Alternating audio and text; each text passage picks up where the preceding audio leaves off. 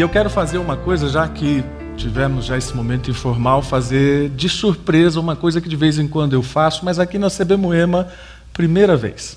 Vou chamar o pastor André Gava para vir aqui à frente, a Fernanda Ximenes.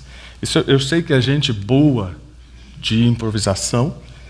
E convido todos vocês a ficarem em pé, porque nós vamos ler juntos a palavra de Deus. E eu vou fazer o papel de narrador. Não, vamos democratizar isso aqui. Davi, venha cá, você, por favor. O Davi vai fazer o papel de narrador, o pastor André Gava vai ser o profeta Elias, porque ele é profeta, e a Fernanda Ximenes vai ser a viúva. Tá? A viúva. E nós vamos abrir a Bíblia, então, você pode acompanhar para ver se está tudo direitinho. Primeiro livro de Reis, capítulo 17, versículos de 8 até o 24. Por favor, Davi. Então a palavra do Senhor veio a Elias. Vá morar em Sarepta, perto da cidade de Sidom. Dei ordem a uma viúva que mora ali para lhe dar alimento. Ordenei a uma viúva daquele lugar que lhe forneça comida. E ele foi. Quando chegou à porta da cidade, encontrou uma viúva que estava colhendo gravetos. Ele a chamou e perguntou: Traz-me, peço-te, uma vasilha de água para eu beber. Enquanto ela ia buscar água, ele gritou: Traz-me também um bocado de pão na tua mão. Mas ela respondeu: Tão certo como vive o Senhor, seu Deus, não tenho um pedaço sequer de pão em casa. Tenho apenas um punhado de farinha que restou numa vasilha e um pouco de azeite no fundo do jarro. Estava apanhando alguns gravetos para preparar esta última refeição e depois meu filho e eu morreremos. Elias, porém, lhe disse: Não temas, vai e faze o que disseste. Mas primeiro faze dele para mim um bolo pequeno e traze-mo aqui fora. Depois farás para ti mesma e para o teu filho.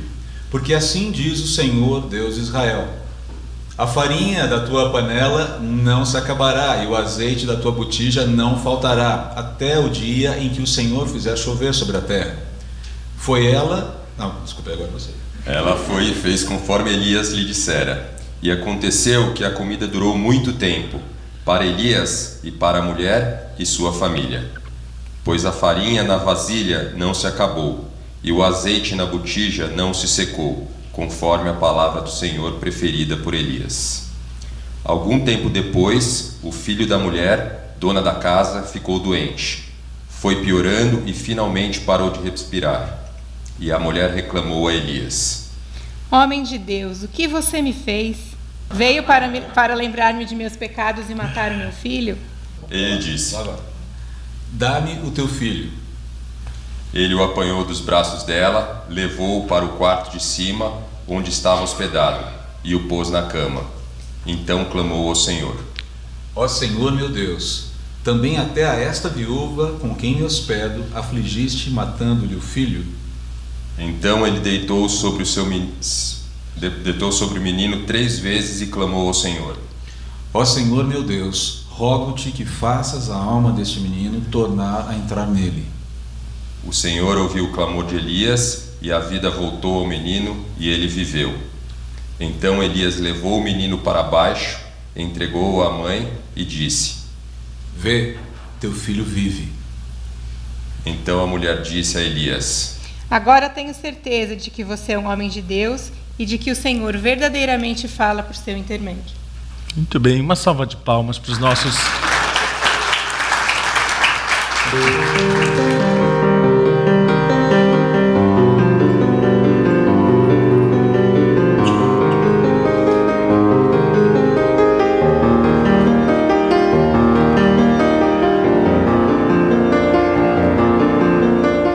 A falta de comunhão que nós temos hoje, a comunhão com os nossos irmãos em Cristo, com os nossos amigos, de poder compartilhar as nossas dificuldades, de dividir as nossas alegrias, de estarmos envolvidos em um grupo, de um discipulado, um acompanhamento de vida, tanto para o homem quanto para a mulher. A quantidade de informações que são disponibilizadas para todo mundo hoje, né? Isso tem mudado muito rapidamente nos últimos anos. Hoje eu tenho 2 filhas já casadas, 2 netos, e o que se oferece no mundo são coisas demais. O ambiente em qual as minhas filhas hoje estão inseridas, isso nos preocupa muito, porque a gente percebe o quanto elas vêm sendo bombardeadas pelo mundo, por informações que influenciam e acabam impactando a vida delas. É que a gente esteja nos caminhos do Senhor como família, optando sempre pelo certo, pelo caminho que o Senhor tem pra gente, e que os meninos aceitem Jesus no coração, se tornem cristãos verdadeiramente comprometidos. Como criar filhos nos caminhos do Senhor, neste mundo com ideologia de gênero, subjetivismo, materialismo. Como pai, como provedor, a gente tem preocupação com os nossos filhos, saúde deles, futuro, se eles vão ter onde estudar, faculdade. Mas uma grande preocupação também é o futuro espiritual dos nossos filhos, que eles aprendam, como eu e a Fernanda sabemos hoje, a importância de Deus na vida deles. Que eles tenham um bom futuro, um futuro de tranquilidade, um futuro de paz, um futuro de sossego, realizados naquilo que eles querem seguir como carreira, como realizados nos seus relacionamentos, enfim, em tudo que envolve a parte material. E a parte espiritual, no sentido de que eles sejam envolvidos cada vez mais com Jesus Cristo, com a sua igreja, envolvidos no trabalho do reino, e que eles possam usar dons e talentos a serviço do reino de Deus. Sofrer algum acidente ou ficar doente e não poder mais trabalhar e faltar como provedor, e ainda ser um peso para quem tiver que cuidar de mim.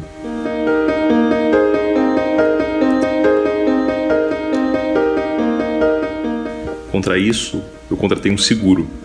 É envolvê-las cada vez mais no ambiente cristão.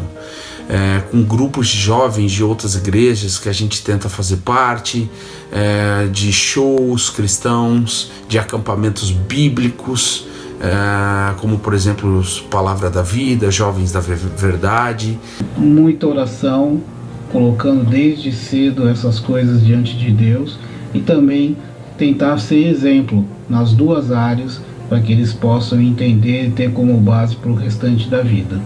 Falar um pouco com eles sobre a Bíblia, ler um pouco os textos, usar algumas situações do dia a dia para ensinar, para mostrar como a gente tem que ser diferente, e orar bastante, né? Eu acho que a família tem que estar dentro da igreja, tendo contato com a palavra, com o que Deus quer para as nossas vidas, e estando em grupos de estudo, dentro da igreja, nos cultos, a possibilidade de que essas preocupações sejam sanadas e essas ofertas do mundo sejam diminuídas, e cada um entenda o que realmente Deus quer para a sua vida, ouvindo a palavra de Deus, estando dentro de uma igreja, servindo sempre.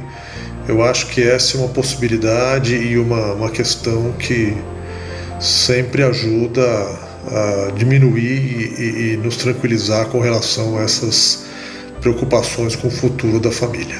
A gente ora, a gente tenta ser exemplo para eles e entrega nas mãos de Deus.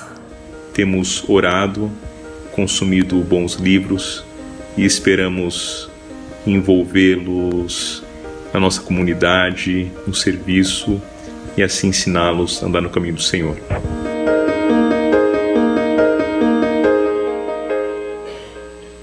Excelente, vocês devem ter percebido que essa foi a pergunta que nós fizemos para algumas pessoas da comunidade nesta semana. E antes que você que não se viu aqui levante e vá embora, eu peço desculpas. Primeiro, não deu para perguntar para todo mundo. E segundo, nem todos até que me enviaram o vídeo puderam ser inseridos por uma questão do prazo na produção. Então, fique tranquilo, não fique bravo comigo, depois a gente acerta, faz um novo vídeo, porque todos os depoimentos foram extremamente interessantes. Mas todos eles tiveram um ponto em comum. Ninguém disse que não tem preocupação com a sua família. Ninguém me respondeu. Olha, Wilson, não vou responder não, porque está tudo ótimo e eu não tenho a menor preocupação com a família. Aliás, uma das coisas que parece que nunca tem fim na vida é preocupação com a família. Porque desde o início da constituição da família, quando um homem e uma mulher se tornam um casal diante de Deus, ali já se reuniram dois focos de preocupação. E então vem os filhos de todas aquelas fases, filhos na infância, filhos na adolescência, filhos na juventude, filhos que vão casar e a preocupação, meu Deus, quem vai ser meu genro, quem vai ser minha nora? E depois então vem os netos e a preocupação aumenta mais ainda. Você fala, mas e eu que não tive nem filhos nem netos? Bom, provavelmente tem irmão, cunhado, cunhada, avô, avó, mãe, pai, não tem fim. E um pouco de preocupação, é claro, é absolutamente natural. O problema é que, pelo que observamos na rotina das famílias, isso não tem sido só preocupação, isso tem se transformado em verdadeira ansiedade.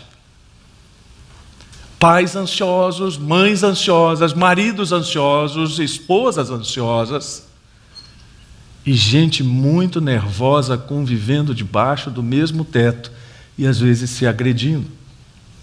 Para começo de conversa, é bom lembrar que uma boa parte daquilo que nos faz ficar ansiosos não tem a menor razão de ser. Por exemplo, uma das pesquisas sobre isso diz que 40% das coisas com as quais nós nos preocupamos nunca vão acontecer. Isso já elimina uma boa parcela de toda essa fonte de preocupações. E você pode estar acompanhando isso daí, coisas que não podem ser mudadas, especialmente em relação ao passado, saúde, para chegar aí no finalzinho, 8% apenas daquilo que é foco na nossa ansiedade realmente vai acontecer e vai precisar ser enfrentado. É algo semelhante a uma outra pesquisa também que diz que 90% do que acontece conosco está fora do nosso alcance. Você escolheu se ia fazer chuva hoje, ou se ia chover hoje, ou se ia fazer frio, nenhum de nós pôde escolher. Você não pode escolher, você pensa que pode, mas não pode escolher nem o partido que vai governar o nosso país no ano que vem. E mesmo assim nós insistimos com isso e vamos esquecendo uma frase de George Miller que é muito própria para isso. O começo da ansiedade é o fim da fé. E o começo da verdadeira fé é o fim da ansiedade. E você diz, mas as coisas não são bem assim na prática. Realmente, elas não são bem assim. Elas vão ainda um pouco além.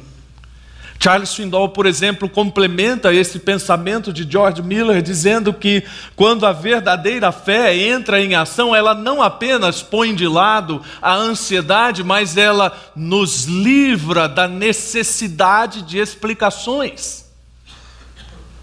Eu não preciso ficar perguntando para Deus toda hora por que eu estou sofrendo, por que as coisas não estão acontecendo como eu gostaria. Não estou chamando Deus para uma audiência e exigindo que Ele me dê as razões. Estou liberto disso. A verdadeira fé também nos coloca fora daquela zona de orgulho, porque coloca as coisas em perspectiva para lembrar quem eu sou. E eu não sou Deus, apesar da leitura bíblica que você viu hoje aqui. E uma coisa que eu já falei uma vez, mas eu vou repetir sempre, para que você nunca se esqueça, mesmo que você não frequente um seminário teológico. Há duas lições básicas de teologia, as mais básicas possíveis. Você lembra disso? A primeira, há um só Deus. A segunda, não sou eu. Se você lembrar dessas duas lições de teologia, você já tem um norte muito bem definido para a sua vida. E já tem uma possibilidade de compreensão das lições deste texto que nós lemos, muito interessante e que pode ser resumida da seguinte forma: Deus tem seus próprios meios para cuidar do futuro da minha família e da sua. Ele sabe como fazer isso, nós não precisamos ensiná-lo. E mais do que isso, Deus está agindo para conciliar passado, presente e futuro numa só história, que seja testemunho do poder dele. E sabe, essa história de uma coisa triste e trágica do Velho Testamento é uma história que reúne maravilhosamente todos esses elementos. É uma história de gente simples, de gente que sofre, de gente que tem problema, de gente que está em conflito com Deus de certa forma, de gente que é confrontada com alguém que representa o próprio Deus, num contexto que nós podemos ver pelo texto amplamente hostil a Deus e a toda a sua realidade. E por que Deus faz isso? Exatamente por isso. Para mostrar que Ele está no controle de todas as coisas. Eu sei que evangélico gosta de dizer isso. Não, Deus está no controle, Deus está no controle. Uns gostam de dizer até que Deus está amarrado, né? É óbvio que Deus está no controle, e alguns céticos, até mesmo dentro do cristianismo, dizem que nós gostamos de dizer que Deus está no controle, mas não sabemos explicar como. E olha, não quero ser pedante não, mas eu penso que a Bíblia dá as explicações necessárias. Numa explicação bem simples, Deus está no controle da história porque permitiu que o homem tivesse a capacidade de escolher se rebelar contra ele e mesmo assim estabeleceu um plano de reconciliação para restaurar a glória do homem e a glória da sua criação. Permitindo que houvesse esse hiato na eternidade. E que dentro desse ato a minha história e a sua estivessem inseridas no mesmo propósito, para demonstrar o poder de Deus. É claro que isso não nos faz mais confortáveis, apesar das explicações teológicas, apesar de tudo isso, nós continuamos tentando decifrar o futuro. Você que gosta de esporte, e eu também gosto, mas não o suficiente para colocar meu dinheiro nesse negócio. Eu fico me perguntando por que se gasta tanto dinheiro e se dá tanto ibope para comentarista de futebol. Porque é uma palpitologia que, olha, cansa. E isso tudo para dizer depois o seguinte, olha, esse é o histórico, mas histórico não ganha jogo. Mesmo assim, eles continuam nos enchendo aquele monte de pesquisa, os últimos 10 retrospectos, porque na casa do adversário, para dizer... Mas futebol é uma caixinha de surpresa, aquela frase que ninguém nunca ouviu, para dizer o seguinte, não sabemos nada sobre o futuro, por isso que o futebol é interessante, porque a gente não sabe prever. Então por que a gente fica ouvindo comentarista de futebol? Porque tudo que eles fazem é tentar prever. E apesar disso, o futebol, com toda a sua imponderabilidade, continua dando risada de torcedores e comentaristas técnicos, estudiosos. E nós deveríamos gastar muito mais nossas energias pensando no que Deus entende pelo futuro. Fala, nossa, mas aí fica muito complicado. Então não fica. Não fica, porque a Bíblia fala o que Deus pensa sobre o futuro e ela revela aquilo que é suficiente para nós em relação a esse conhecimento. E nós podemos ter certeza que todas as críticas que estão sendo feitas à pessoa de Deus, de que Ele não tem o controle do mundo, são infundadas. E nós podemos olhar para esse texto e dizer que, apesar de toda a incredulidade vista em todas as épocas, Deus continua sendo Deus. E de uma incredulidade que, especialmente no contexto da viúva, era enorme. Pela primeira vez na história de Israel, o culto a Yahvé foi banido, proibido. Quer maior incredulidade que essa? Volta e meia, quando nós nos reunimos aqui, alguém gosta de orar, Deus, obrigado. Acho que o Davi falou nisso, obrigado pela liberdade que nós temos. Pois é. Liberdade que eu particularmente acho que não vai durar muito. E são esses ambientes em que Deus continua mostrando que Ele tem o controle das coisas, e não apenas por causa da incredulidade, mas da degradação. Onde há incredulidade, há degradação. Os historiadores de Israel são unânimes em dizer que em menos de 40 anos, toda a glória do reino de Salomão praticamente se diluiu, como se fosse um prédio de madeira comido por cupins.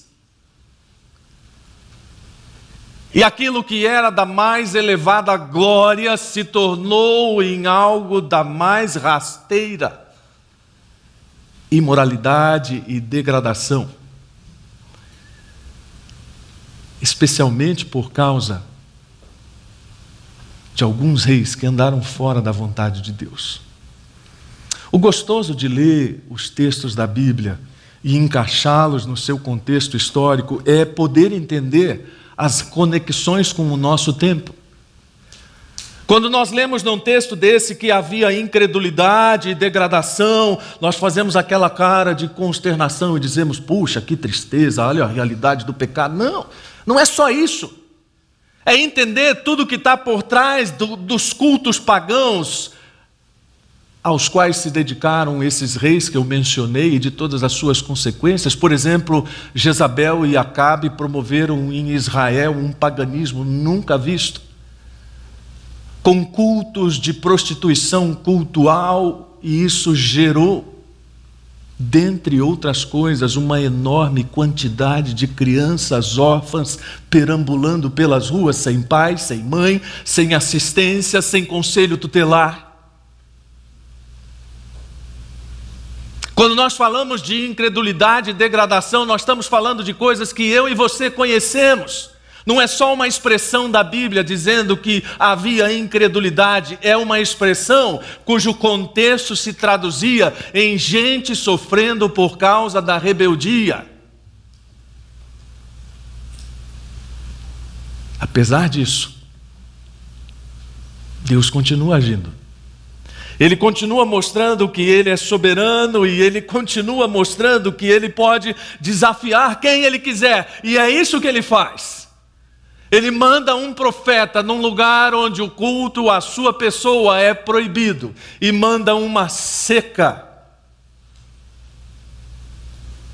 para que o Deus daquele lugar seja desafiado. Afinal, aquele Deus é ninguém mais, ninguém menos que o Senhor da chuva. Não é interessante? Deus manda um profeta seu a uma terra onde o culto a Ele não é mais permitido. Uma terra que está sofrendo com a seca. E está sofrendo com a seca, tendo por Deus o Deus da chuva. E Elias é mandado para aquele lugar. O que Deus pensa do futuro? Deus tem total controle do futuro. Esse deveria sempre ser o nosso ponto de partida, porque Deus está agindo para demonstrar o controle da história. E não há um texto, pelo menos a meu ver, que fale tão categoricamente disso como Romanos 8. Claro que não dá para ler o capítulo todo, você pode acrescentar o 1 em alguns momentos, mas Paulo diz que toda a criação foi submetida a uma existência fútil.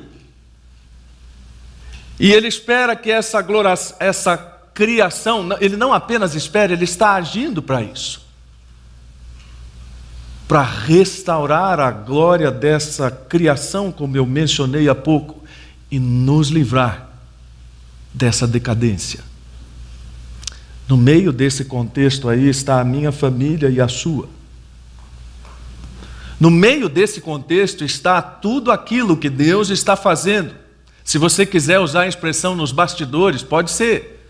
Nos bastidores, no palco, onde você quiser, Deus está agindo para que a minha família seja restaurada, resgatada, renovada nessa esperança.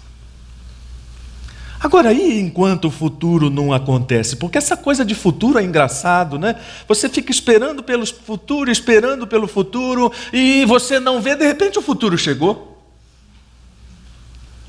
Não sei se vocês lembram, mas na primeira vez que eu preguei aqui, eu disse que quando eu era criança, minha diversão era ficar olhando para os grandes relógios, como na estação Júlio Prestes, e tentar ver o movimento dos ponteiros.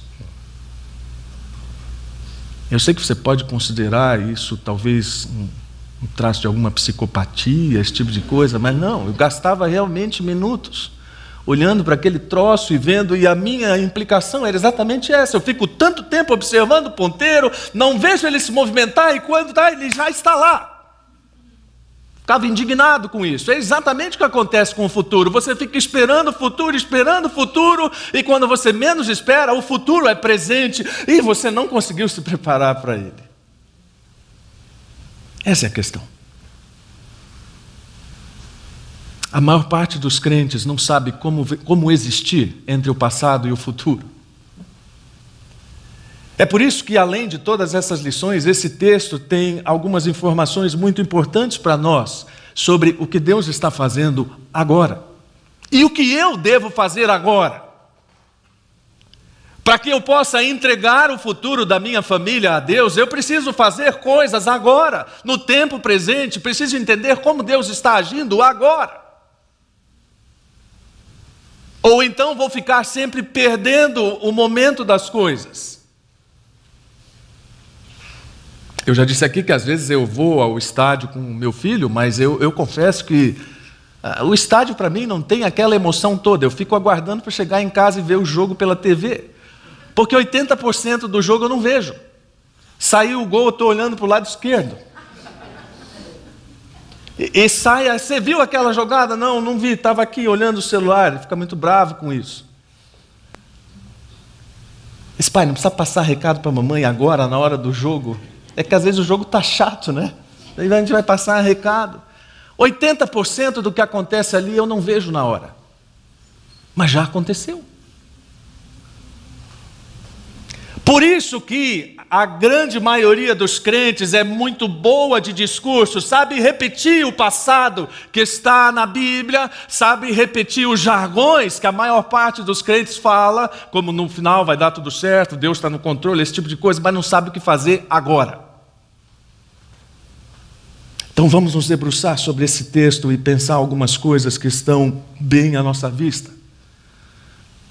A primeira delas, Deus está fortalecendo a minha fé. Não só a minha, a sua também. Assim como estava fortalecendo a de Elias e a da viúva. E como é que ele faz isso? Através de mudanças. Elias é a própria personificação dessas mudanças. Deus o levou de Jezreel para Quirete, depois para Sarepta. E imagine você imagine você mulher com tantas mudanças, né? Essa semana a gente falou em mudança, minha esposa falou, por favor, não me fale em mudança nos próximos anos. As mudanças, elas nos trazem desconforto. Tem gente que tem pavor de mudança. Vai mudar o professor, vai mudar a classe, vai mudar o banco onde você senta, né? Esse é famoso, o crente que tem lugar cativo. Ele é que nem gato de armazém, está sempre no mesmo lugar, né? Começou a celebração, ele vai lá e eu digo que Sirley tem um tio que se converteu, se tornou um cristão, graças a Deus, e foi uma história maravilhosa de conversão. Mas Deus não mudou uma coisa, ele na igreja tinha um lugar dele ali marcado. Se chegasse para o culto, alguém tivesse sentado lá, ele ia embora. Não se dava nem ao trabalho de pedir, podia por favor sentar aí, né? Não sei, talvez as igrejas possam pensar em algo semelhante ao que os estádios fazem, cadeiras cativas. E nós somos assim. Você pode estar nos bancos de uma pós-graduação, pode ser um doutorado, um pós-doutorado, depois de algumas semanas todo mundo senta no mesmo lugar. E se alguém mudar de lugar, corre o risco de enfrentar uns olhares meio rancorosos, dizendo, o que você está fazendo aí sentado na minha cadeira? O que nós esquecemos é que Deus usa tudo isso para calibrar nossa confiança nele. Não é à toa que o apóstolo Paulo diz: olha, eu sei ter fome, sei ter fartura, sei apanhar, não sei apanhar. Rapaz, isso aí a gente chama de santa indiferença. Tô nem aí, nem é música popular. Mas eu não estou nem aí porque está acontecendo. Por quê? Porque Deus está no controle, e efetivamente. E enquanto as coisas vão mudando, eu vou percebendo como Ele age, mesmo que as dificuldades sejam crescentes. O outro dia nós estávamos numa reunião da equipe ministerial e eu disse: sabe, um negócio chato nessa coisa de ministério. Entenda bem, hein? Por favor, não vá me acusar de heresia. É que você pensa que ganhou experiência, mas quando você ganhou experiência, Deus faz um negócio mais difícil na sua vida. Parece aquela coisa da salsicha, do cachorro e do trenó, você não pega nunca. E não percebemos que Deus, na verdade, está agindo para que isso seja assim. Para que você não se acomode àquela espiritualidade de consumo, né? A espiritualidade do tá tão bom assim, Senhor. Mas para que você vá entendendo em cada uma dessas coisas que Deus está nos equipando para serviços mais eficazes.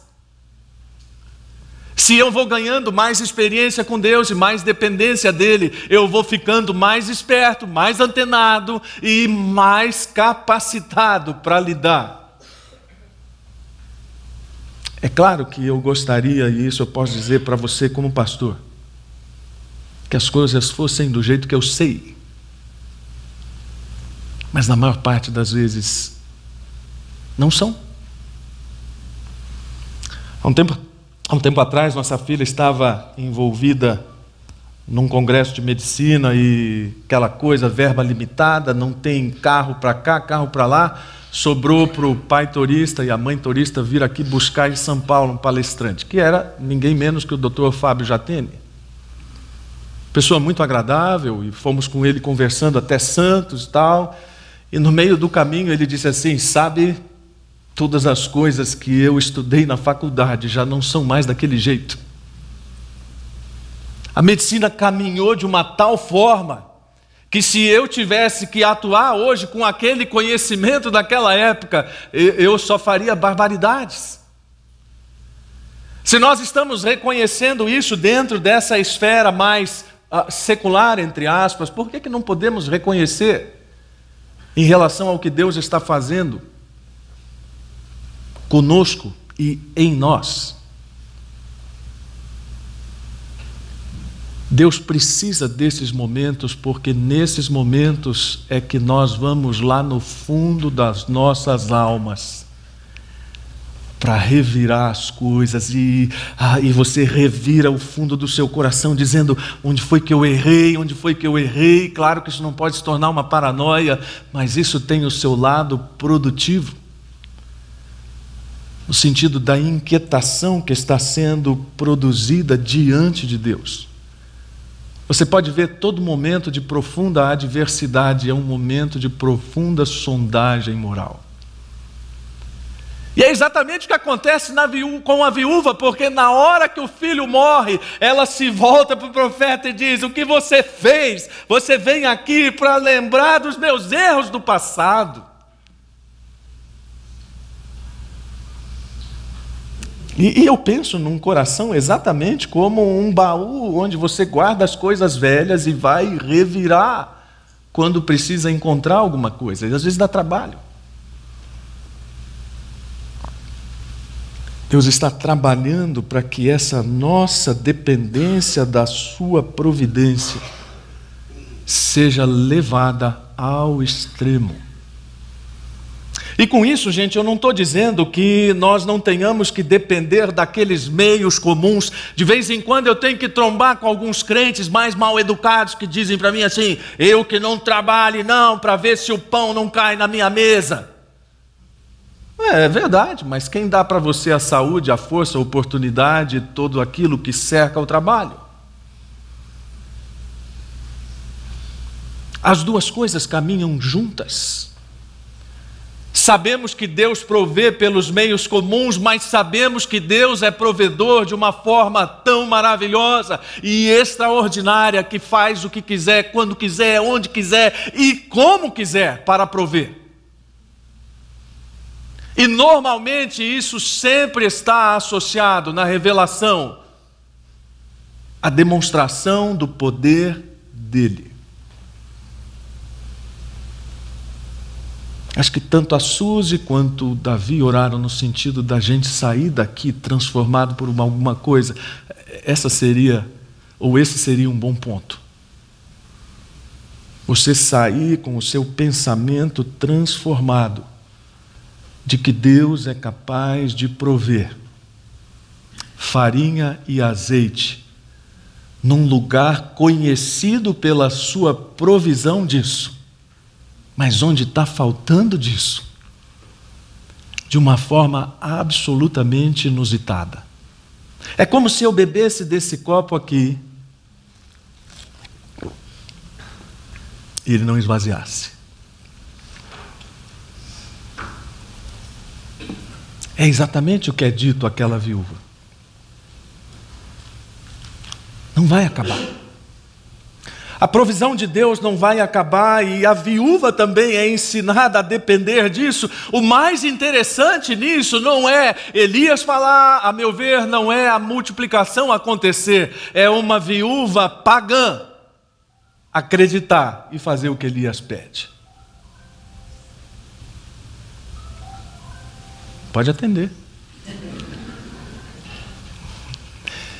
E fazer o que Elias pede no sentido de algo que é totalmente improvável.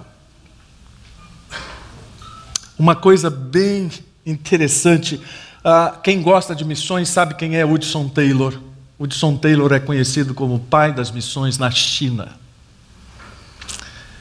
Imagine você ser pioneiro na obra missionária num lugar como a China e depender de Deus para todas as coisas. A gente tem mania de achar que missionário é super-herói, né? Missionários são os nossos super-heroes, e são mesmo. Mas, na verdade, nós não deveríamos ser diferentes deles. Ou, pelo menos, não em relação a essa confiança na provisão de Deus. Mas Hudson Taylor era um homem experimentado nisso, e ele escreveu uma coisa que é, no mínimo, engraçada, não está projetada, mas ele diz: nosso Pai Celestial é muito experiente. Eu gostei dessa palavra. Deus é experiente. Deus não é um novato. Ele sabe muito bem que seus filhos acordam com bom apetite todas as manhãs. E se você tem filho adolescente, haja apetite. Ele sustentou 3 milhões de israelitas no deserto por 40 anos. Não esperamos que ele envie 3 milhões de missionários para a China, mas se ele o fizesse, ele teria amplos meios para sustentá-los todos. Confie nisso. A obra de Deus feita do modo de Deus nunca faltará ao suprimento de Deus. Não é apenas uma pessoa experiente em missões falando sobre um Deus experiente.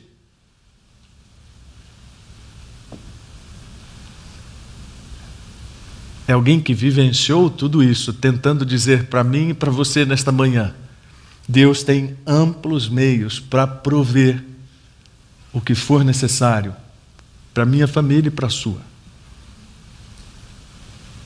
E provisão aqui é ampla. Vai desde salvação eterna até o almoço de daqui a pouco.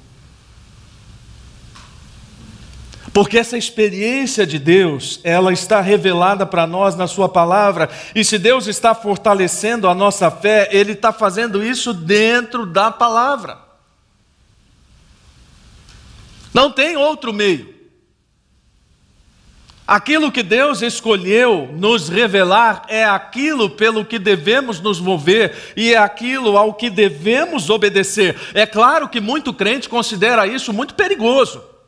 Olha, se a gente fosse entrevistar, quem sabe para um próximo sermão, fazer uma enquete também, manda um vídeo aí para mim. O que você acha de fazer a vontade de Deus? Um ou outro eu acho que iria dizer isso. Deus é um cara meio perigoso.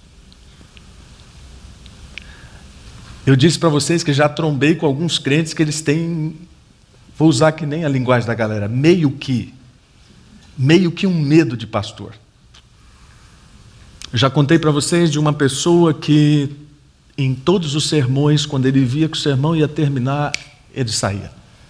E um dia eu fui até ele, perguntei, escuta, observei que é alguma coisa que eu falo, né? Ele falou, não, pastor, eu fico com medo do apelo. Vai que no final o senhor fala alguma coisa, acho que ele pensa que a mão meio independente, né? E a mão levanta e eu não estou nem vendo, e Deus vai colocar numa fria, vai me mandar para a África, é o que a gente imagina de Deus. Deus é um cara perigoso, sempre querendo me colocar em situações difíceis, então é preciso manter uma certa distância. A gente vai lá, canta, louva, bate palma, ouve a palavra, faz aquela cara de intelectual, teólogo e vai embora para a zona de segurança da vida no dia a dia. Isso eu também já ouvi.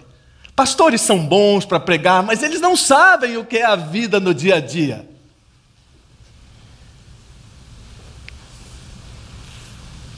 Eu sei bem o que é a vida no dia a dia.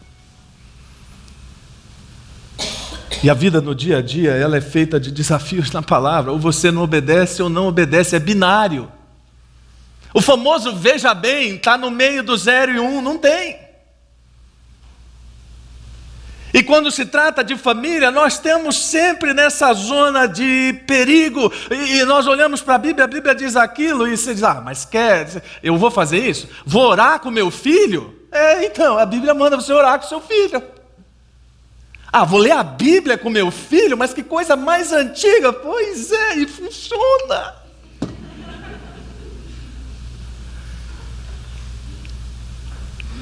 Acho engraçada essa coisa, não, mas olha, ele não vai entender.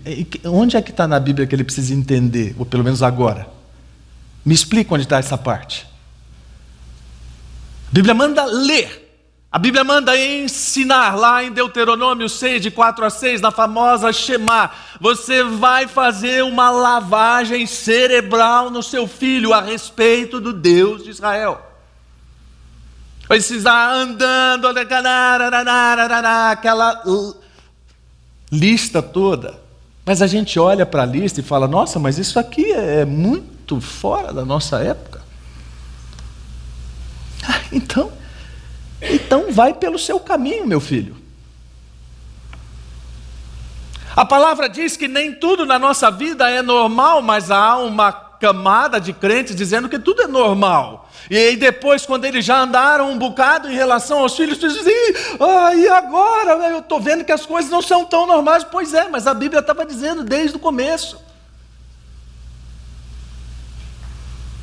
A igreja deve estar contextualizada, óbvio, até o ponto em que a contextualização não se torne um ídolo para a igreja. É preciso falar a linguagem do mundo? Sim, até um determinado ponto, mas a igreja não pode falar a linguagem do mundo em substituição à palavra de Deus. Porque a conclusão é clara, se você não confia na Bíblia o bastante para deixá-la desafiar e corrigir sua maneira de pensar, como poderá ter um relacionamento pessoal com Deus? O que acontece quando você elimina da Bíblia tudo que ofende sua sensibilidade ou contraria sua vontade? Se escolher aquilo em que deseja crer e rejeitar o restante, como será possível ter um Deus que venha contradizer você? Ou, em outras palavras, o que a maior parte das pessoas crê ou quer é um Deus à sua própria imagem e semelhança. Não dá. Não dá para termos a última palavra quando se trata de dialogar com Deus, ou de dialogar com Deus. Cada família tem as suas histórias, os seus jargões, né? A nossa tem as suas histórias também, e quando as crianças eram pequenas, a gente continua chamando de crianças, nós tivemos uma mini pincher em casa. Se você já teve, essa risada provavelmente é de alguém que já teve. E aquela cachorrinha era muito peculiar, mas um traço dela ficou marcado na nossa história familiar. ela sempre tinha o último latido. E quando ela aprontava e a gente ralhava e mandava que ela fosse para a casinha dela lá, para o cafofo dela, ela ia, se cobria com o cobertor dela, punha o focinho para fora e dava um último latidinho. Bom, como quem diz, o último latido é meu. Até hoje, quando alguém não quer se dar por vencido numa discussão em casa, a gente fala, efeito Dolly, né? Tem que ter a última palavra. E não dá para você ter a última palavra quando se trata da palavra de Deus. A última palavra é dele. Isso se trata, sim, de fazer a vontade de Deus, de entender que o familiar vai ser trocado pelo desconhecido. Está procurando conforto, então, ou pelo menos não esse tipo de conforto, não vai ser encontrado na palavra de Deus. Porque, além de outras coisas, ela exige uma prioridade tão estranha quanto o pedido de Elias. A Bíblia tem umas coisas que, convenhamos, quem não tem temor de Deus não entende mesmo. Como é que um sujeito chega numa terra onde há fome e seca, encontra uma viúva que é a mais desprotegida de todas as pessoas no contexto do Oriente Médio Antigo e diz, me prepara um bolo e me dá água. A mulher era muito educada, simplesinha, mas educadinha. Porque ela responde com razoável educação. E diz, nossa situação é tão séria, que eu vou preparar a última refeição e nós vamos morrer.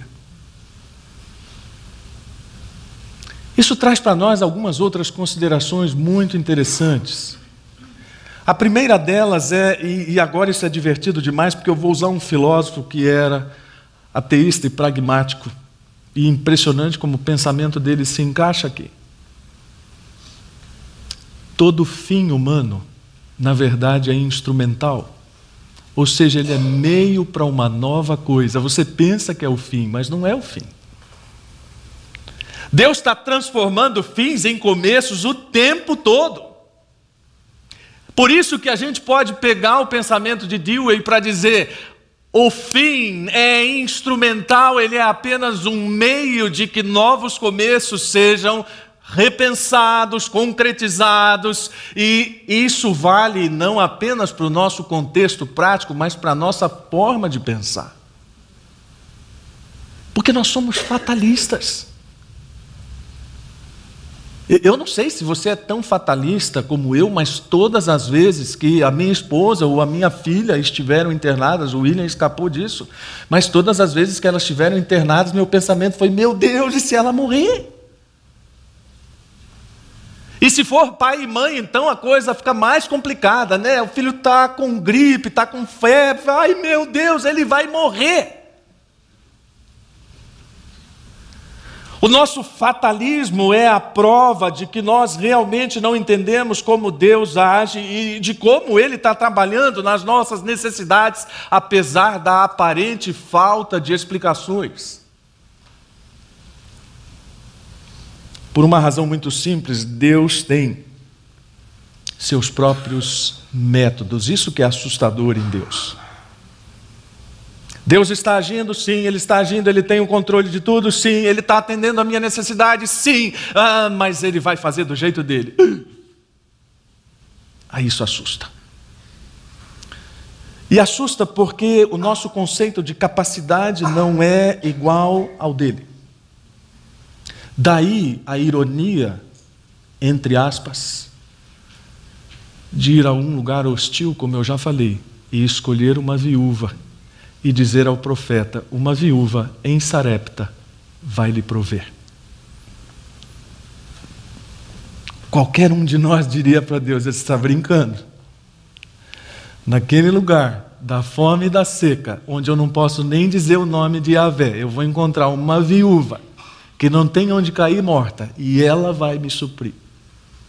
Sim. Porque o nosso conceito de capacidade é muito diferente do conceito de Deus. E se você está com uma dívida enorme para pagar amanhã e está procurando alguém com dinheiro, quem que você vai procurar? Uma aposentada do INSS? A não ser que seja uma aposentadoria daquelas. Não, você vai pensar no seu amigo rico, naquele irmão da igreja mais abastado. Jamais, porque o senso de capacidade nosso, ele é absolutamente lógico, racional. E repito para você que está aí ruminando no seu coração, chateado com o que eu estou falando, não é que toda hora você vai viver assim.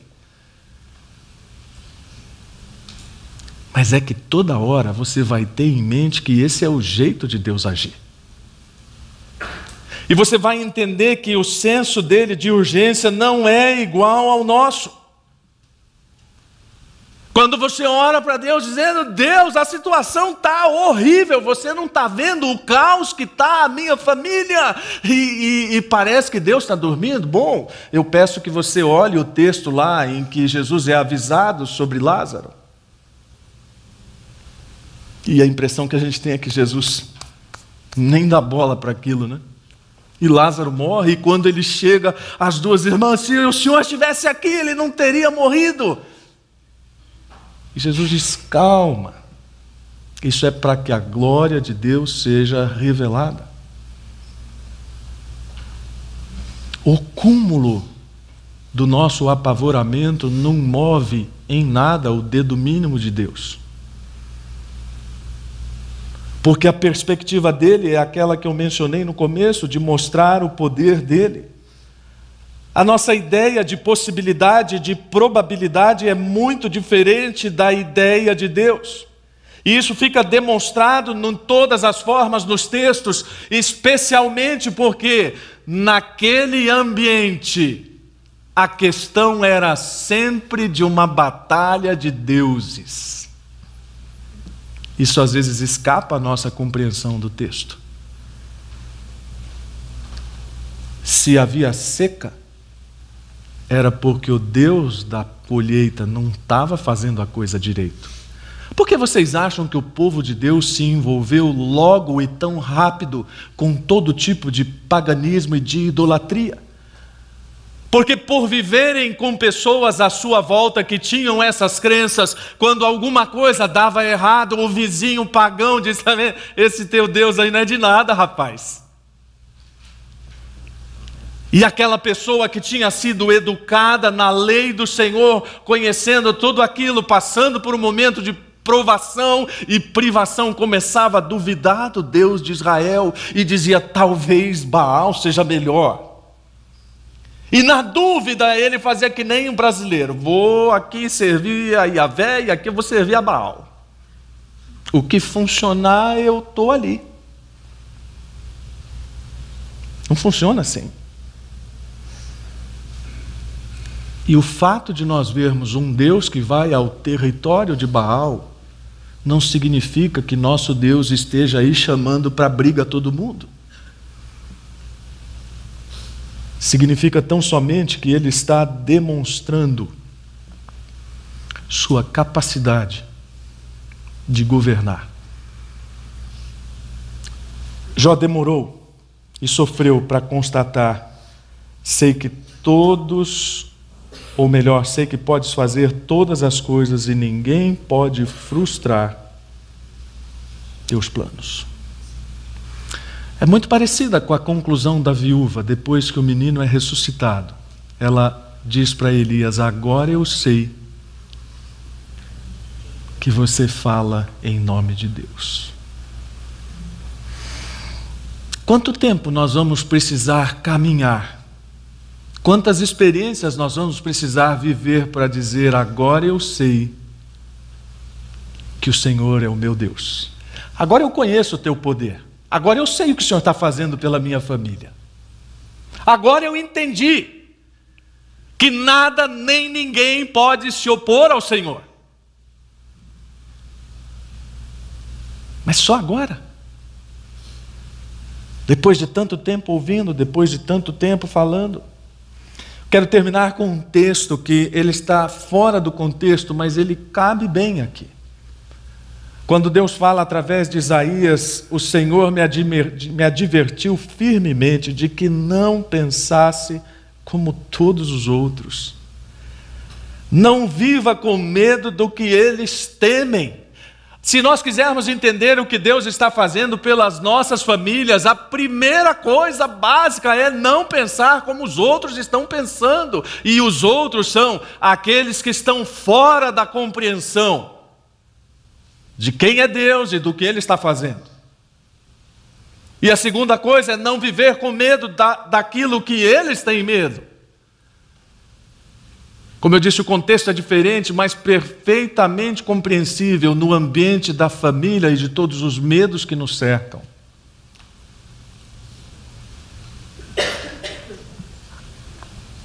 Eu não sei se eu convenci você ou não, e também esse não era o meu papel, porque eu não sou Espírito Santo. Quase posei de Deus, mas não sou Espírito Santo. Porque o Espírito Santo precisa nos convencer de algumas coisas nesta manhã, e não é porque eu estou dizendo, mas é porque esse é o ofício dele. E ele é parte interessada em que nós realmente entreguemos o futuro da nossa família a Deus, e pode ser até que a gente não saiba direito como fazer. Então eu quero deixar 3 sugestões para você no final desta palavra. Deus quer que você entregue o seu futuro e o da sua família a Ele, resolvendo o seu passado. E você fala, como é que é? É isso mesmo. Não se resolve o futuro sem o passado estar bem resolvido. Eu disse há pouco que o nosso coração é como um baú onde a gente revira algumas coisas. Pois é, se você revirar o seu baú, é possível que você encontre uma porção de coisa que ficou pelo caminho esquecida lá. Situações que não foram perdoadas, situações que não foram sequer comunicadas. Pecados escondidos, não confessados. E ora, Cristo veio para perdoar pecados. Resolver o passado, confessar pecados, admitir culpas e entregá-las a Cristo é satisfazer o coração de Deus. Coisa simples sob o ponto de vista da retórica teológica, mas talvez não tão simples por causa da rebeldia do nosso coração. Como é difícil para nós nos colocarmos diante de alguém a quem ofendemos ou com quem faltamos de dizer, me perdoe ou perdoe-me. Mas olha, isso resolve o passado de uma forma maravilhosa.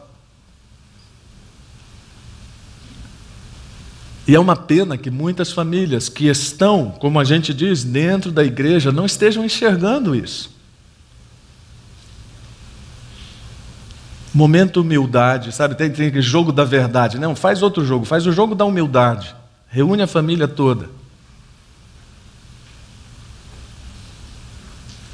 Resolve o passado. Porque isso não é terapêutico somente, embora possa ser considerado. Isso é agradável a Deus. Segundo conselho, obedeça à vontade de Deus agora. Uma das coisas que eu aprendi, bom, experiência serve para alguma coisa, né? Mas uma das coisas que eu aprendi do ministério pastoral é não importa quão complexa seja a situação, a questão é o que deve ser feito agora. O que pode ser feito agora. Bom, a coisa já ficou complicada demais lá em casa, eu acho que está tudo perdido, já não dá para... Não, calma, tem alguma coisa a ser feita agora.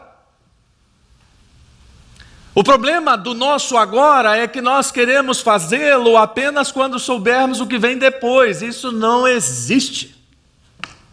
Ou pelo menos não no plano completo. Então faça o que deve ser feito agora. Olha só, prepare-se para fortes emoções agora.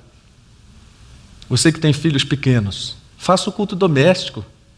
Você fala, isso ainda existe? Existe. Funciona? Funciona.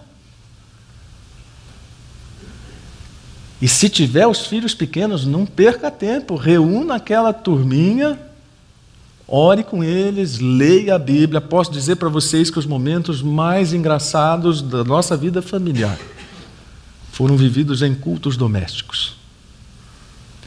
E tivemos ainda a bênção de ter os meus pais, que conviveram muito com os meus filhos na fase da infância e também faziam os cultos domésticos lá. Então tem histórias engraçadas na nossa casa, na casa dos avós, de adultos e crianças em volta da palavra de Deus, lendo a Bíblia.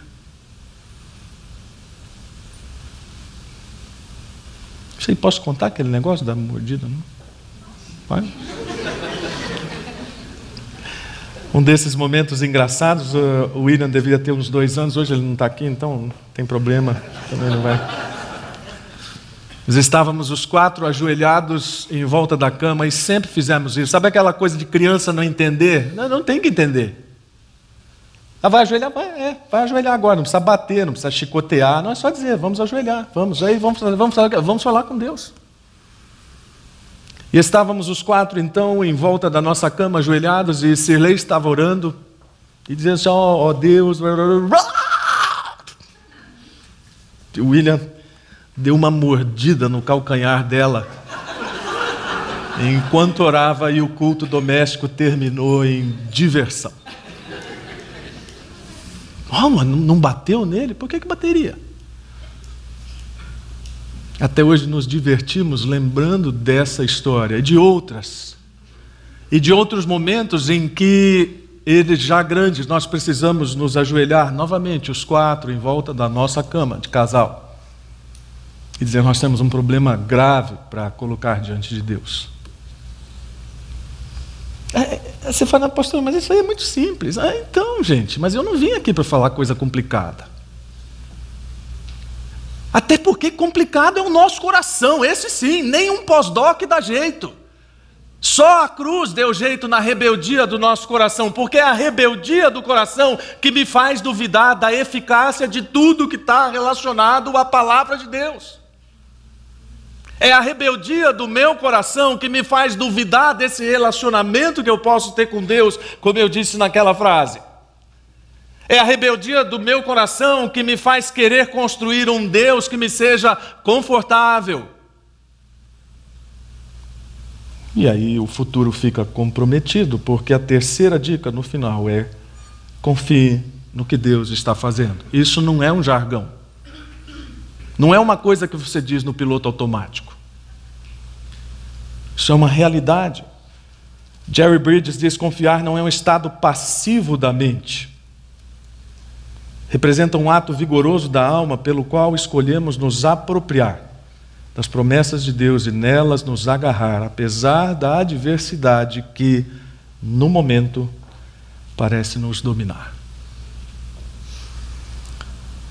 De tudo isso, o que Deus quer que você faça com o futuro da sua família? Creia em Cristo. Lá no livro de João, e nós terminamos com este texto, diz: não se preocupem tanto com as coisas que se estragam, como a comida, mas usem suas energias buscando o alimento que permanece para a vida eterna, o qual o Filho do Homem pode lhes dar. Pois Deus o Pai colocou em mim seu selo de aprovação. E Jesus lhes disse: esta é a única obra que Deus quer de vocês. Creiam naquele que Ele enviou. Abaixe a sua cabeça e vamos orar juntos. Deus, obrigado porque, apesar das nossas preocupações, das nossas ansiedades, das nossas ruínas roídas, das nossas dores de cabeça, dores de barriga, das nossas noites em claro, nada disso altera a forma como o Senhor vem agindo nas nossas vidas. Por isso, nesta manhã, ajuda-nos a entregar o futuro da nossa família, seja de um pai, de uma mãe idosa, doente, de um filho problemático, de um relacionamento conjugal quase falindo, de uma situação familiar que nos parece terminal, enfim, seja qual for essa lista, que nós tenhamos um coração aberto para crer, e crer naquele que foi enviado para suprir todas essas necessidades. E obrigado, porque na forma mais inusitada possível, na história de uma viúva, o Senhor nos ensina que tipo de confiança é essa e que tipo de obra o Senhor está fazendo no meio das famílias. Pai, leva-nos para nossas casas com essas coisas reverberando no nosso coração. Quebra a dureza do nosso coração, porque ela nos atrapalha, ela atrapalha as nossas famílias e não tem futuro agradável ao Senhor sem essa exclusividade, sem essa centralidade, autoridade, suficiência das Escrituras na nossa vida. Abençoa-nos, em nome de Jesus. Amém.